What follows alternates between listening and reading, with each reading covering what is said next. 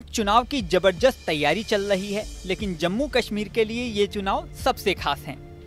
धारा 370 हटने के बाद पहली बार जम्मू कश्मीर में चुनाव हो रहे हैं।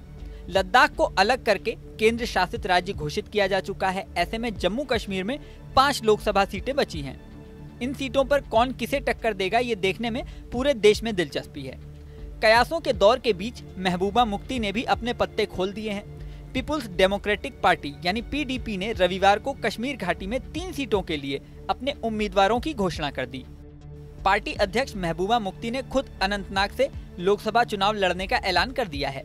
इसी के साथ पार्टी की युवा शाखा के अध्यक्ष वहीद पारा श्रीनगर से और पूर्व राज्यसभा सदस्य मुनीर फयाज बारामूला से चुनाव लड़ेंगे।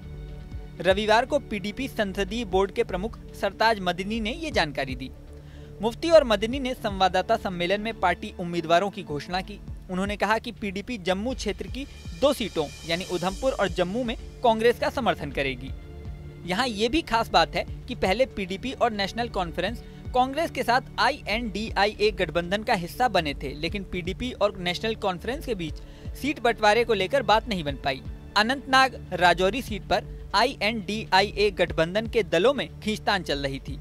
महबूबा यहां से चुनाव लड़ना चाहती थी, लेकिन नेशनल कॉन्फ्रेंस सीट छोड़ने को तैयार नहीं थी। 1 अप्रैल को नेशनल कॉन्फ्रेंस के उमर अब्दुल्ला ने धार्मिक नेता मियां अल्ताफ अहमद लारवी को अनंतनाग राजौरी सीट से प्रत्याशी घोषित कर दिया। उसके बाद से गठबंधन की उम्मीद टूट गई। बुधवार को महबूबा सामने आई और तीनों सीटों पर चुनाव लड़ने का ऐलान कर दिया।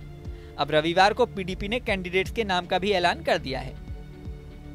यहाँ आपको ये भी बता दें कि जम्मू कश्मीर के पूर्व मुख्यमंत्री गुलाम नबी आजाद भी अनंतनाग राजौरी संसदीय क्षेत्र से चुनाव लड़ रहे हैं। गुलाम नबी आजाद कभी कांग्रेस के प्रमुख नेताओं में शुमार थे, लेकिन आजाद ने साल 2022 में कांग्रेस छोड़ दी।